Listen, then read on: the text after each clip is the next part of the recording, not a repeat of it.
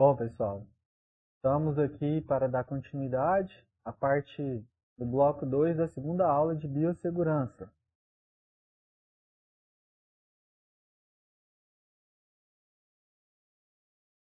Bom, vamos falar do PGRSS, que é o Programa de Gerenciamento de Resíduos Sólidos, e ele contribui para que o descarte do lixo seja correto, né? Então, a gente consegue evitar e reduzir a geração de resíduos, reutilizar o que pode ser reciclado, recuperar energias, né, através do lixo, fazer o tratamento correto e fazer a disposição certa em aterro sanitário ou aterro controlado. Bom, o Plano de Gerenciamento de Resíduos e Serviços de Saúde é regulamentado pela RDC da Anvisa número 222, de 28 de dezembro de 2018, e pela resolução do CONAMA 358, de 29 de abril de 2005. Então, é uma lei. E aí, ela está vinculada aos resíduos de serviço de saúde dentro das normas de biossegurança. E aí, resíduo de serviço de saúde é todo aquele resíduo gerado na unidade. Então, resíduo gerado no IML, no SVO, é um resíduo de serviço de saúde. Bom, eu trouxe aqui para vocês os objetivos, né, do documento PGRSS. Inclusive, eu fui um dos elaboradores do PGRSS aqui do IML de Anápolis e sou o responsável pela implementação e execução do mesmo. Então, trouxe aqui o de Goiânia, que foi o documento matriz, e em cima do de Goiânia a gente se adequou em todas as unidades administrativas da Polícia Científica. Objetivo: primeiro é cumprir a norma RDC 222 e cumprir a resolução do CONAMA 358. Na prática, objetivo: reduzir a geração de resíduos na fonte e reduzir volume e toxicidade desses lixos, desses resíduos sólidos. Adequar a separação, segregação na origem e garantir todas as etapas do manejo. Controlar e reduzir os riscos de acidente de trabalho. Promover a educação ambiental e sanitária. E adotar o uso obrigatório de EPIs durante o manuseio dos resíduos. Isso faz parte da Política Nacional de Resíduos Sólidos. Os objetivos específicos nós temos aí: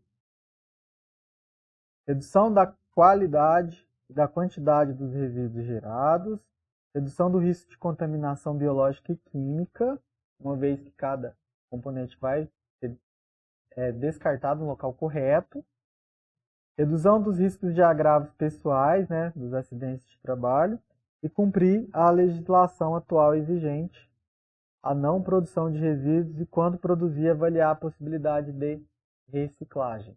Então, na prática, é para isso que serve o PGRSS. E aí, o documento traz como que os resíduos eles são classificados e de que maneira eles têm que ser separados, transportados internamente, armazenado temporariamente, separado para reciclagem, descartado definitivamente. Bom, essa classificação dos resíduos sólidos, elas têm como origem biológica, física e química. E aí a gente tem que avaliar o estado de matéria, para que o manejo seja seguro, tudo isso embasado nas duas legislações, na RDC 222 e na resolução CONAMA 358. E aí essa classificação segue esses níveis, ó. Nível A é resíduo biológico, nível B, químico, nível C, radioativo, nível D, resíduos comuns. E a gente ainda tem o E, que é os perfluorocortantes. E aí tem uma tabela, né, de orientação para que o documento seja feito, subdividindo os grupos, como por exemplo, o grupo A1, A2, A3, A4 e A5 são resíduos infectantes, como por exemplo aí, ó, sangue é A1, carcaça, peça anatômica, resto de animais, resto de gente, A2. A2 só resto de animais. Resto de gente, né, de seres humanos, A3. Linhas de artérias, de veias, produtos que a gente usa para fazer hemodiálise, A4. Órgãos, tecidos e fluidos orgânicos de alta infectividade para príons, ou seja, para bactérias. A gente sabe que de paciente colonizado vai para A5. Então, quanto maior o subgrupo, maior o risco de infecção, de A1 para A5. O grupo B é os resíduos químicos. E aí no IML o principal é aqui, ó, formol. E outros, né? Quais seriam outros? Água sanitária, água oxigenada, peróxido de hidrogênio, H2O2. Então são resíduos que contêm produtos químicos. O C é resíduos radioativos. Rejeitos de radioterapia, de medicina nuclear. A gente não tem nenhum tipo desse resíduo lá no IML. E o grupo D é o lixo comum. É o lixo que a gente pega lá nas áreas administrativas. É o papel, é o saco plástico, lixo comum, muito parecido com a nossa casa mesmo. Lá na recepção do IML, fraldas dos visitantes, absorvente. Então esse é o risco D. E o risco E, a gente tem muito no IML, que são os pérfuro-cortantes. Teria agulhas, teria scalpes, ampolas de vidro, brocas, lâminas de bisturi, às vezes lâminas de barbear, do colaborador que ficou lá no plantão. Então, na maioria das vezes é aqui, ó, agulha e lâminas de bisturi. Coloquei em vermelho para vocês. Bom, esses riscos eles são classificados. Então, a classificação de risco.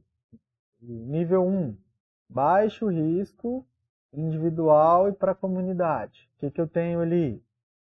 Tenho ali agentes biológicos conhecidos por não causarem doenças nos homens ou animais adultos sadios. Por que adultos sadios?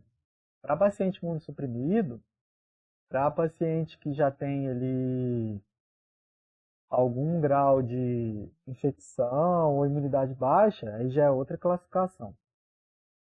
Nível 2, moderado risco individual e limitado para a comunidade, inclui aí agentes biológicos que provocam infecções em homens e em animais que têm potencial de propagar para a comunidade, mas ainda um potencial limitado, porque existem medidas preventivas, profiláticas, terapêuticas. O nível 3 é alto risco individual, onde eu já tenho ali, ó, agentes biológicos que têm alta capacidade de transmissão por via respiratória e causam patologias humanas ou animais letais. Ou seja, se propaga de pessoa a pessoa e aí, mesmo assim, eu ainda tenho um tratamento de prevenção usual. O grau 4 seria os agentes biológicos que apresentam grande ameaça para o ser humano e também para os animais. Tem aí um potencial de risco para quem o manipula e grande poder de transmissibilidade de um indivíduo a outro. E aí o problema é que não existem medidas preventivas de tratamento. Só o uso correto de EPI mesmo para amenizar. Bom, falando um pouco sobre o manejo. Manejo é a ação de gerenciar os resíduos em seus aspectos intra e extra estabelecimento, desde a geração até a deposição final. Manejo é fazer o quê? O transporte. Primeiro interno e depois externo. E aí, o que eu acho que é mais importante, que pode cair em prova, são essas etapas aqui, ó. Etapas do gerenciamento. Qual que é a primeira etapa? Separar o lixo de acordo com aquela classificação de A até E. Depois, guardar. acondicionar provisoriamente, né? Onde? Dentro da unidade. Dentro, sim. Dentro do prédio, não, né? De fora. A gente tem um abrigo separado, com porta, todo no piso, não pega chuva. Tem telinha para animais peçonhentos não entrar, mas esse abrigo provisório é na instituição, no IML. Depois isso vai ser identificado, vai ter o transporte interno, que geralmente é feito por um colaborador, e isso vai ficar armazenado lá nesse abrigo até que a coleta ocorra. Como? Coleta interna. Quem vai fazer essa coleta interna? Pessoal aí da prefeitura, né? Que é um terceirizado. Então, um caminhão da prefeitura vai recolher isso aqui lá no nosso abrigo interno, esse armazenamento temporário, e vai armazená-lo durante o transporte, vai fazer um tratamento e vai fazer a disposição final, que aqui é no aterro sanitário.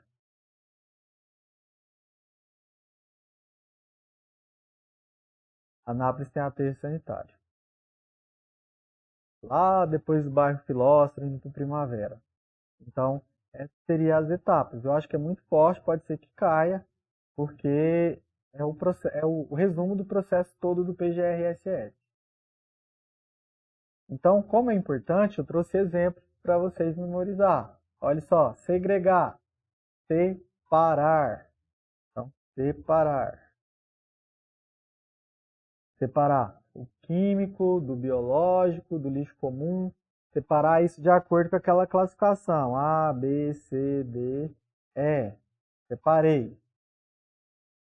Depois eu vou acondicionar. Onde? Lixo infectante, saco branco leitoso. Vísceras, restos de peças, vermelho. Lixo comum, geralmente a gente usa aquele saco preto, né? O pérfuro cortante, onde? No Cartex. E pode ver que os lixos eles são identificados com as plaquinhas, né? Assim como na indústria, no comércio eles colocam metal, alumínio, papel. Aqui no resíduo de saúde a gente coloca os símbolos branco, infectante, vermelho. Seria os biológicos mais agressivos, o lixo comum, o pérfuro cortante e aqui o químico, né? O resíduo químico. Um colaborador da limpeza vai fazer o transporte interno até o abrigo temporário. E ele tem que estar todo paramentado. Ainda faltou para ele aqui máscara. Ele tem que usar máscara. O armazenamento temporário é um abrigo, né, uma casinha dentro do lote da instituição. Então lá tem aqui o grupo D, que tem que ser separado do grupo A, B, C, D e E. Quando gera muito lixo, a gente até separa os grupos. Como no IML a maioria é grupo A e D, a gente tem duas divisórias e uma terceira que é a área de higienização. Tem que ter uma mangueira, uma torneira, aqui tem que ter portas, lá dentro tem que ser lavável, né? Tem que ser com a tinta epóxi ou com piso. A coleta interna vai ser feita aí pelo ou empresa terceirizada, no nosso caso o IML é a própria prefeitura que busca. E aí o armazenamento lá no aterro sanitário. O lixo infectante, ele não pode ficar assim, ó, descoberto. Ele tem que ter uma tenda, ele tem que estar coberto, ele não pode pegar chuva. Então tem que ter uma cobertura. Vai fazer o tratamento dele, às vezes pode autoclavar, pode passar o processo aí térmico de queimar, pode triturar, pode amassar, a fim de reduzir volume, a fim de reduzir carga, ficar pacotes menores. E depois vai fazer a disposição final. A disposição final é o aterro, por isso o aterro sanitário. Então tem que ter, cavar uma vala, colocar uma manta para não contaminar o lençol freático, joga o lixo e joga terra. Cobre com terra e depois planta grama. E aí deixa uma tubulação aqui, né, para o gás metano ser queimado, senão isso explode. e faz a captação e o tratamento do chorume, para o chorume não cair no lençol freático. Tem uma legislação de 2019 que até 2026 todas as cidades brasileiras têm que ter aterro sanitário, em período de adequação. Nós sabemos que algumas cidades menores têm lixão lá, céu aberto, não tem um aterro controlado, não tem aterro sanitário. E isso o meio ambiente tem cobrado e deu esse prazo para adequação até 2026. Bom, concluindo, um bloco menor, temos aí questões. No ambiente hospitalar é fundamental a aplicação de medidas de biossegurança para prevenção e combate das doenças infecciosas. Uma dessas medidas é tão importante porque pode reduzir em até 80% a ocorrência de infecções. Assinale a alternativa que se refere a essa medida. Bom, o que pode reduzir em até 80% a ocorrência de infecções? Utilizar a medida de isolamento? Eu vou isolar todo mundo? Vou ter espaço para isso? Não, né? Realizar a limpeza com corrente terminal? É possível, né? Lavar o tempo todo os locais. Realizar a lavagem das mãos? Sim. Utilizar técnicas assépticas? Não. Utilizar material estéril com todo mundo? Pensa o custo, né? Pensa o preço disso. Então, no ambiente hospitalar, uma medida que a gente consegue reduzir em até 80% a ocorrência de infecções é realizar a lavagem das mãos de forma correta. Bom, dando sequência, próxima questão. Processo de limpeza da pele antes de punção endovenosa. Eu vou funcionar para passar um medicamento, para passar soro. Qual técnica que eu uso? Antisepsia. Eu uso antisepsia. Pego o álcool 70 e passo ali, faço a antisepsia. Recurso utilizado para impedir a contaminação de um meio ou objeto. Asepsia. Então, a asepsia é o recurso utilizado para impedir a contaminação de um meio ou de um objeto. E por último, dentre as alternativas a seguir, marque aquela que correta como prevenção e controle de infecção hospitalar. Bom, se eu impedir que pessoas infectadas tenham contato com os outros pacientes do hospital, eu estou prevenindo e controlando a infecção hospitalar? Sim. Se eu lavar as mãos sempre que necessário, com rigor, com presteza, com coerência, com veracidade, também eu reduzo o controle de infecção hospitalar. Eu consigo controlar a infecção hospitalar e consigo prevenir. Letra C. Impedir que pessoas com sintomas de infecção tenham contato com outros pacientes. Também, né, gente? O paciente já está com sintoma de gripe, eu vou deixar ele misturar com todos? Se eu isolar o paciente portador de doenças transmissíveis, também é isolamento de contato. Então, todas as alternativas estão corretas. Seguindo dessa forma, eu vou conseguir aí controlar a infecção no ambiente hospitalar. Por que a gente fala hospital?